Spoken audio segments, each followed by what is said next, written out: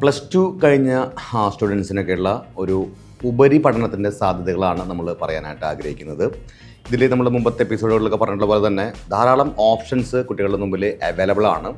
ഇതിൽ ഒരു 42ഓളം എൻട്രൻസ് ടെസ്റ്റുകൾ ഈ പറയുന്ന പ്ലസ് ടുവിൻ്റെ സിലബസ് മാത്രം ബേസ് ചെയ്തിട്ട് നമുക്ക് കുട്ടികൾക്ക് വരുന്നുണ്ട്. അതിൽ ഏറ്റവും പോപ്പുലർ ആയിരുന്നത് ഒരു പക്ഷേ നീറ്റ് അല്ലെങ്കിൽ കീം പോലത്തെ ടെസ്റ്റുകളായിരിക്കാം. പലർക്കും അറിയാം JEE മെയിൻ, അഡ്വാൻസ്ഡ് ഇങ്ങനത്തെ ടെസ്റ്റുകൾ തുടങ്ങി ഡാറ്റ് അല്ലെങ്കിൽ ക്ലാറ്റ് തുടങ്ങി നിരവധിയായിട്ടുള്ള എൻട്രൻസ് ടെസ്റ്റുകളൊക്കെ നടക്കുന്നുണ്ട്. അപ്പോൾ ആദ്യം നിങ്ങൾ ചെയ്യേണ്ട കാര്യം എന്ന് പറഞ്ഞു കഴിഞ്ഞാൽ പ്ലസ് ടു എക്സാമിന് നല്ല രീതിയിൽ പഠിക്കുക. അതിനുശേഷം നിങ്ങൾക്ക് ഈ പറയുന്ന എൻട്രൻസ് എക്സാമുകളിൽ അറ്റൻഡ് ചെയ്യാനായിട്ടുള്ള കോച്ചിങ് അല്ലെങ്കിൽ അതിൻ്റെ എൻട്രൻസ് എക്സാം എഴുതുന്ന കാര്യങ്ങൾ ചെയ്തു വയ്ക്കുക.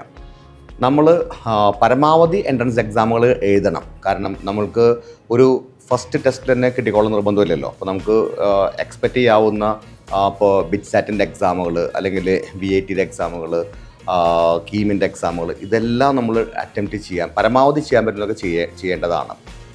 ഇതിൽ നല്ല പ്ലസ് ടുവിലത്തെ മാർക്കും അതുപോലെ തന്നെ നല്ല ഈ പറഞ്ഞ എൻട്രൻസ് എക്സാമിൻ്റെ റാങ്കും ഇത് രണ്ടും ബേസ് ചെയ്തിട്ടായിരിക്കും നിങ്ങളുടെ ഉപരിപഠനത്തിന് ചാൻസുകൾ കിട്ടുന്നത്. അപ്പം ഇന്ത്യയിലത്തെ തന്നെ പല ഗവൺമെൻറ് പബ്ലിക്കായിട്ടുള്ള യൂണിവേഴ്സിറ്റികളിലും കോളേജസിലൊക്കെ അഡ്മിഷൻ കിട്ടാനായിട്ട് ഈ ഒരു എൻട്രൻസിൻ്റെ റിസൾട്ട് നിങ്ങളെ സഹായിക്കും. ഇനി ഇത് കൂടാതെ മറ്റുള്ള ധാരാളം കോളേജുകളും നമ്മളുടെ ഇന്ത്യയിലും എസ്പെഷ്യലി കേരളത്തിലൊക്കെ അവൈലബിൾ ആണ്. ഇതിലേക്കും നിങ്ങൾക്ക് മെയിനായിട്ട് ആവശ്യം വരുന്നത് നിങ്ങളുടെ പ്ലസ് ടുവിലത്തെ വലിയ ഒരു സ്കോർ തന്നെയാണ്. വലിയ സ്കോർ കിട്ടിക്കഴിഞ്ഞാൽ നിങ്ങൾക്ക് വലിയ കോളേജുകളിൽ പഠിക്കാനായിട്ട് പോകാനായിട്ട് പറ്റും. ഒരുപക്ഷെ കേരളത്തിലൊക്കെ നോക്കുകയാണെന്നുണ്ടെങ്കിൽ കുസാറ്റ് പോലത്തെ സ്ഥാപനങ്ങൾ, രാജഗിരി അല്ലെങ്കിൽ ഫിസാറ്റ് പോലത്തെ സ്ഥാപനങ്ങൾ, ഇനി അതല്ലാന്നുണ്ടെങ്കിൽ നമ്മളുടെ സെൻറ് തെരേസാസ് കോളേജ് അല്ലെങ്കിൽ all saints college, Baselius college, ഇങ്ങനെ ധാരാളം ഓപ്ഷൻസ് എടുക്കുന്നുണ്ട്. ദേവഗിരി കോളേജ് കാലിക്കറ്റിൽ വരുന്നത്, ക്രൈസ്റ്റ് കോളേജ് അല്ലെങ്കിൽ സെൻറ്റ് തോമസ് കോളേജ്, ധാരാളം കോളേജുകൾ കേരളത്തിനകത്തുമുണ്ട്. ഇനി കേരളത്തിന് പുറത്താണെന്നുണ്ടെങ്കിൽ ബാംഗ്ലൂർ, ചെന്നൈ, കോയമ്പത്തൂർ പോലത്തെ സംസ്ഥാനങ്ങളിലുണ്ട്. അതുപോലെ തന്നെ ഡൽഹി, പഞ്ചാബ്, ഒറീസ ഇങ്ങനത്തെ സ്ഥലങ്ങളിലും നിങ്ങൾക്ക് ധാരാളം കോഴ്സുകൾ അവൈലബിൾ ആണ്. പ്രധാനപ്പെട്ട കോഴ്സുകൾ അല്ലെങ്കിൽ പോപ്പുലർ ആയിട്ടുള്ള കോഴ്സുകൾ എന്ന് പറയുന്നത്, നമ്മൾ പോപ്പുലർ ആയിട്ട് കോഴ്സ് എന്ന് പറഞ്ഞെങ്കിൽ ഈ ജോലി കിട്ടാനുള്ള ഒരു മാനദണ്ഡമാണ് നമ്മൾ ഈ പറഞ്ഞ കോഴ്സുകളുടെ ഒരു ബേസ് ആയിട്ട് വയ്ക്കുന്നത്. അപ്പോൾ അതിൽ നോക്കുകയാണെന്നുണ്ടെങ്കിൽ ഒരു പക്ഷേ കുട്ടികൾ ഏറ്റവും കൂടുതൽ ചോദിച്ചു വരുന്നൊരു കോഴ്സ് നേഴ്സിംഗ് റിലേറ്റഡ് ആയിട്ടുള്ള കോഴ്സുകളാണ്. നേഴ്സിംഗ് കോഴ്സുകൾക്ക് ധാരാളം സ്റ്റുഡൻസിനെ എപ്പോഴും അപ്ലൈ ചെയ്യുന്നുണ്ട്. അപ്പം കേരളത്തിൽ ഈ പറഞ്ഞ പോലെ ഗവൺമെൻറ് ആയിട്ടുള്ള മെഡിക്കൽ കോളേജുകളിലൊക്കെ നമുക്ക് കിട്ടുന്നുണ്ടെങ്കിൽ നിങ്ങൾക്ക് നിങ്ങളുടെ പ്ലസ് ടുവിൻ്റെ മാർക്കാണ് അടിസ്ഥാനപ്പെടുത്തുന്നത്. അതിൽ നിങ്ങൾക്കൊരു 90% മാർക്കൊക്കെ ഉണ്ടെങ്കിലാണ് നിങ്ങൾക്ക് അതിൽ എലിജിബിൾ ആവുകയുള്ളൂ. അപ്പം അതിന് വേണ്ടിയിട്ട് നല്ല രീതിയിൽ പഠിക്കുക. കേരളത്തിന് അകത്തുള്ള പ്രൈവറ്റ് നഴ്സിംഗ് കോളേജുകളിലും നമുക്ക് അഡ്മിഷൻ പോസിബിൾ ആണ്. കേരളത്തിന് പുറത്തുള്ള ബാംഗ്ലൂർ ആണെങ്കിൽ നമുക്കൊരു 10ഓളം കോളേജുകൾ ബാംഗ്ലൂരിൽ നമുക്ക് ചെയ്യാൻ പറ്റും. അതേപോലെ തന്നെ ചെന്നൈയിലാണെങ്കിലും ഈ പറയുന്ന കോയമ്പത്തൂരാണെങ്കിലും നമുക്ക് കോഴ്സുകൾ നമുക്ക് ധാരാളം ഓഫർ ചെയ്യാൻ പറ്റും.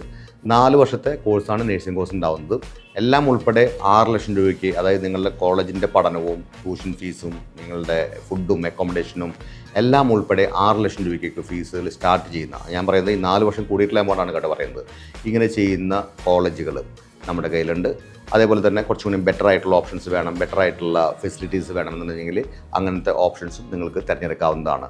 നിങ്ങൾ ശ്രദ്ധിക്കേണ്ട ഒരു കാര്യം എന്ന് പറയുമ്പം നമ്മളിപ്പോഴും ഈ നഴ്സിംഗിൻ്റെ കോഴ്സ് തിരഞ്ഞെടുക്കുന്ന സമയത്ത് ഇന്ത്യൻ നഴ്സിംഗ് കൗൺസിൽ അതിൻ്റെ അപ്രൂവൽ ഉള്ളത് ആണെന്ന് വെരിഫൈ ചെയ്യണം. അതിൻ്റെ ഡയറക്റ്റ് അപ്രൂവൽ ആയിട്ടുള്ളത് മെഡിക്കൽ കോളേജുകളായിട്ട് ബേസ്ഡ് ആയിട്ടുള്ള കണക്റ്റഡ് ആയിട്ടുള്ള കോളേജുകളൊക്കെ ആയിരിക്കും അഡ്മിഷൻ എടുക്കാനായിട്ട് നിങ്ങൾ നോക്കി വയ്ക്കേണ്ടത്. രണ്ടാമത്തെ ഒരു സെഗ്മെൻറ്റ് എന്ന് പറയുന്നത് എൻജിനീയറിംഗ് ആണ്. എൻജിനീയറിംഗിൽ തന്നെ കമ്പ്യൂട്ടർ സയൻസ്, അതിൽ തന്നെ ആർട്ടിഫിഷ്യൽ ഇൻ്റലിജൻസ്, ഇൻഫർമേഷൻ ടെക്നോളജി ഇങ്ങനെയുള്ള ഫീൽഡുകൾക്കാണ് റിക്വയർമെൻറ്റ് കൂടുതലായിട്ട് കണ്ടുവരുന്നത്. ഇതിലേക്കാണെങ്കിലും ഈ നേരത്തെ പറഞ്ഞ ലൊക്കേഷൻസിലൊക്കെ നമുക്ക് അഡ്മിഷൻസ് എടുത്തു തരാൻ പറ്റുന്നതാണ്. അത് കേരളത്തിനകത്തും ഇത് ആപ്ലിക്കബിൾ ആണ് കേട്ടോ. കേരളത്തിലത്തെ കോളേജുകളിലും കേരളത്തിൻ്റെ പുറത്തുള്ള കോളേജുകളിലും നമുക്ക് അഡ്മിഷൻ എടുത്ത് തരാൻ പറ്റുന്നതാണ്. ഏകദേശം ഒരു 1.5 ലക്ഷം റേഞ്ചിലാണ് ഒരു വർഷത്തെ ഫീസ് ഉണ്ടായിരിക്കുക. 4 വർഷമാണ് നിങ്ങളുടെ BTechൻ്റെ കോഴ്സ് ഡ്യൂറേഷൻ ഉണ്ടാവുന്നത്. ഇനി ഇത് കൂടാതെ ഒരു ധാരാളം കുട്ടികൾ പോപ്പുലറായിട്ട് ചോദിച്ചു വരുന്ന പ്രോഗ്രാം എന്ന് പറയുന്നത് BSc സൈക്കോളജി പ്രോഗ്രാമുകൾ അല്ലെങ്കിൽ സോഷ്യൽ വർക്കായിട്ട് ബന്ധപ്പെട്ട BSW എന്നുള്ള കോഴ്സുകൾ, BCA അല്ലെങ്കിൽ BCom ഇങ്ങനത്തെ കോഴ്സുകൾ പോപ്പുലറായിട്ട് വരുന്ന കോഴ്സുകൾ. ഈ കോഴ്സുകൾക്കൊക്കെ നമ്മുടെ ഫീസ് ഒരു പക്ഷേ 20,000-30,000 രൂപ റേഞ്ചിലൊക്കെയാണ് ഈ പറയുന്ന എല്ലാ സ്ഥാപനങ്ങളിലും നമുക്ക് ചെയ്തു തരാൻ പറ്റുന്നത്. ഈ പറഞ്ഞ നമ്മൾ ഡൽഹിയിലേക്കൊക്കെ പോവുകയാണെന്നുണ്ടെങ്കിൽ കുറച്ചും കൂടിയും കൂടുമായിരിക്കും. ഇപ്പോൾ നമ്മളിപ്പോൾ സെൻറ്റ് സ്റ്റീഫൻസ് അല്ലെങ്കിൽ സെൻറ്റ് സേവിയേഴ്സ് പോലത്തെ കോളേജുകൾ, അല്ലെങ്കിൽ പൂനെയിലത്തെ സിംബയോസിസ് പോലത്തെ കോളേജുകൾ, അവിടെയൊക്കെയാണെന്നുണ്ടെങ്കിൽ കോഴ്സുകളും ഡിഫറെൻ്റ് ആണ്, അതിൻ്റെ പാക്കേജും ഡിഫറെൻ്റ് ആണ്. അപ്പോൾ എപ്പോഴും നമ്മൾ കോഴ്സിൻ്റെ ഫീസ് കൂടുന്നു എന്ന് വെച്ചിട്ട് നമ്മൾ നോക്കേണ്ട കാര്യം ഉണ്ടെങ്കിൽ അത്രമാത്രം പ്ലേസ്മെൻറ്റ്, ജോബ് പ്ലേസ്മെൻറ്റ് എത്രമാത്രം കൊടുക്കുന്ന കമ്പനിക്ക് വലിയ സാലറി കൊടുക്കുന്നതാണോ? അപ്പോൾ ഒരു പക്ഷേ വലിയ സാലറി കൊടുക്കുന്ന, പ്ലേസ്മെൻറ്റ് കൊടുക്കുന്ന സ്ഥാപനങ്ങളായിട്ടുള്ള ടൈപ്പുള്ള കോളേജുകളോ യൂണിവേഴ്സിറ്റികളോ ഒക്കെ ആണെന്നുണ്ടെങ്കിൽ അവരുടെ ഫീസ് റിലേറ്റീവ്ലി കുറച്ച് കൂടുതലായിരിക്കും. നമ്മൾ ചെയ്യേണ്ട കാര്യം നമുക്ക് ആപ്റ്റായിട്ടുള്ള കോഴ്സ് സിറ്റി നമ്മൾ ചൂസ് ചെയ്യുക. നമ്മുടെ ബഡ്ജറ്റ് എത്രയാണെന്ന് അവതരിപ്പിച്ച് കഴിഞ്ഞാൽ അതിന് അവൈലബിൾ ആയിട്ടുള്ള കോഴ്സുകൾ നമുക്ക് ലഭിക്കും. ഇനി വേറൊരു ഇമ്പോർട്ടൻ്റ് ആയിട്ടുള്ളൊരു കോഴ്സ് എന്ന് പറഞ്ഞെങ്കിൽ BSc അഗ്രികൾച്ചറാണ്. BSc അഗ്രികൾച്ചർ എന്ന് പറയുമ്പം അതിൽ അഗ്രികൾച്ചർ ഇൻവോൾവ് ആണ്, ഡയറി സയൻസ് ൻ്റെ സ്ട്രീമുണ്ട്, ഫിഷറീസിൻ്റെ സ്ട്രീമുണ്ട്, അതുപോലെ തന്നെ ഫോറസ്ട്രി ഉണ്ട്. അപ്പം ഇതെല്ലാം നിങ്ങൾക്ക് ഒരുപക്ഷെ അറിയുന്നുണ്ടായിരിക്കും. സെൻട്രൽ ഗവൺമെൻറ്റിൻ്റെ അണ്ടറിൽ വരുന്ന മേജർ ഡിപ്പാർട്ട്മെൻറ്റ്സ് ആണ്. ധാരാളം പ്ലേസ്മെൻറ്റ്സ് നടക്കുന്നുണ്ട്. അപ്പം ഒരു പക്ഷേ നിങ്ങൾക്ക് വളരെ യങ് ഏജിൽ തന്നെ ഗസറ്റഡ് ഓഫീസറൊക്കെ ആയിട്ട് വർക്ക് ചെയ്യുന്നുണ്ടെങ്കിൽ ഒരുപക്ഷെ ചൂസ് ചെയ്യേണ്ടതായിട്ടുള്ള കോഴ്സുകൾ ഇങ്ങനത്തെ കോഴ്സുകളൊക്കെ ആയിരിക്കാം. ഇത് എടുക്കുന്ന സമയത്ത് ശ്രദ്ധിക്കേണ്ടതെങ്കിൽ സെൻട്രൽ ഗവൺമെൻറ്റിൻ്റെ അപ്രൂവൽ ഉള്ള കോഴ്സുകളാണോ അല്ലെങ്കിൽ അതിൻ്റെ അക്രഡിറ്റേഷനുള്ള യൂണിവേഴ്സിറ്റീസ് ആണോ ചെക്ക് ചെയ്യേണ്ട കാര്യങ്ങൾ. അപ്പോൾ അതിൽ ICAR എന്നുള്ളതാണ് അതിൻ്റെ അക്രഡിറ്റേഷൻ ബോഡി വരുന്നത്. അതിൻ്റെ ബോഡിയിൽ പഠിക്കുന്ന അല്ലെങ്കിൽ അതിൻ്റെ സർട്ടിഫിക്കേഷനുള്ള ആൾക്കാർക്ക് മാത്രമേ ഈ പറയുന്ന സെൻട്രൽ ഗവൺമെൻറ്റിൻ്റെ ജോലികൾക്ക് അപ്ലൈ ചെയ്യാൻ പറ്റുള്ളൂ. അപ്പം ഒരു പക്ഷേ കേരളത്തിൽ എനിക്ക് തോന്നുന്നു ICARൻ്റെ അപ്രൂവൽ അല്ലെങ്കിൽ അക്രഡിറ്റഡ് ആയിട്ടുള്ള കോളേജുകളൊന്നും ഇല്ലയെന്ന് തോന്നുന്നു. എനിക്ക് കൂടുതലും ഉള്ളത് പഞ്ചാബ് ലവ്ലി യൂണിവേഴ്സിറ്റിയിലും അതുപോലെ തന്നെ ഒറീസയിലത്തൊക്കെ സെഞ്ചുറിയൻ യൂണിവേഴ്സിറ്റിയിലും ഒക്കെയാണ് കൂടുതൽ കണ്ടിട്ടുള്ളത്. തമിഴ്നാട്ടിൽ തേനിയിലും അങ്ങനത്തെ യൂണിവേഴ്സിറ്റികൾ ഞാൻ കണ്ടിട്ടുണ്ട്. അപ്പം അങ്ങനത്തെ കോളേജുകളൊക്കെ നമ്മൾ ചൂസ് ചെയ്യുക. നമ്മുടെ ബഡ്ജറ്റിന് അനുസൃതമായിട്ടുള്ള കോഴ്സുകളാണെന്ന് നമുക്ക് ഓപ്റ്റ് ചെയ്യാവുന്നതാണ്. ഈ സെൻട്രൽ ഗവൺമെൻറ് ജോലികൾ എന്ന് പറയുമ്പം നമ്മളിപ്പോഴും കേരളത്തിനകത്ത് നമുക്ക് ജോലി കിട്ടുന്നത് പ്രതീക്ഷിക്കരുത്. കേരളത്തിൽ മാത്രമായിരിക്കില്ല ജോലി കിട്ടുന്നത്, മിക്കവാറും ഓൾ ഇന്ത്യ അല്ലെങ്കിൽ പാൻ ഇന്ത്യ എന്ന് പറയുന്ന പോലെ തന്നെ കന്യാകുമാരി മുതൽ കാശ്മീർ വരെയോ അല്ലെങ്കിൽ ഈ പറഞ്ഞ പോലെ ലക്ഷദ്വീപ് മുതൽ ആൻഡമാൻ വരെയൊക്കെയുള്ള ഏത് സ്ഥലത്തും വേണമെങ്കിൽ ജോലി കിട്ടാം. നിങ്ങൾക്ക് ഏകദേശം ഒരു 40,000 രൂപ ശമ്പളത്തിലൊക്കെ സ്റ്റാർട്ടിങ് കിട്ടുന്നതാണ്. ഗസറ്റഡ് ഓഫീസർ ആവുന്നതാണ്. അപ്പോൾ അങ്ങനത്തെ ഒരു ഏരിയയിൽ ഇൻട്രസ്റ്റ് കുട്ടികളാണെങ്കിൽ ആ ഫീൽഡുകൾ നോക്കാവുന്നതാണ്. ഞാൻ നേരത്തെ സൂചിപ്പിച്ച പോലെ തന്നെ നിങ്ങളുടെ എൻട്രൻസ് എക്സാം എഴുതുന്നതിനൊപ്പം തന്നെ നിങ്ങൾക്ക് ഒരുപക്ഷെ CA, CMA പോലത്തെ കോഴ്സിൽ നിങ്ങൾക്ക് നോക്കാം. അതേപോലെ തന്നെ നിങ്ങൾക്ക് താല്പര്യമുള്ള കുട്ടികളൊക്കെ ആണെന്നുണ്ടെങ്കിൽ IASൻ്റെ കോച്ചിങ്ങിന് പോയി നോക്കാം. എന്താണോ നിങ്ങളുടെ ഇഷ്ട വിഷയം എന്നുള്ളതിന് അതിനെ ഫോക്കസ് ചെയ്താണ് പഠിക്കേണ്ടത്. നിങ്ങൾക്ക് ഉപരിപഠനത്തിന് ആവശ്യമുള്ള എന്ത് തരത്തിലുള്ള ഗൈഡൻസും നമ്മുടെ ഭാഗത്തു നിന്ന് തരുന്നതായിരിക്കും. നമ്മൾ ഈ സർവീസുകൾക്കൊന്നും പൈസ ഒന്നും ഈടാക്കുന്നതല്ല.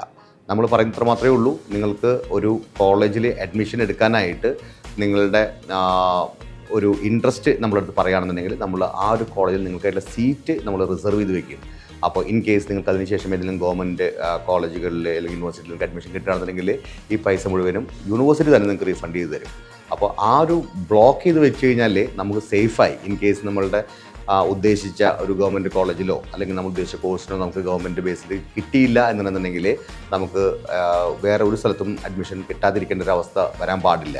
അപ്പോൾ നമ്മൾ ആഗ്രഹിച്ച കോഴ്സ് തന്നെ നമുക്ക് പഠിക്കാനുള്ള ഓപ്ഷൻസ് അവൈലബിൾ ആണ്. അതിനായിട്ട് നിങ്ങളുടെ ഒരു ഇൻട്രസ്റ്റ് അല്ലെങ്കിൽ നിങ്ങളുടെ ഒരു ബുക്കിംഗ് നമ്മുടെ ഓഫീസിൽ ബന്ധപ്പെട്ട് കഴിഞ്ഞാൽ നിങ്ങൾക്ക് അവർ കൺഫേം ചെയ്ത് തരും.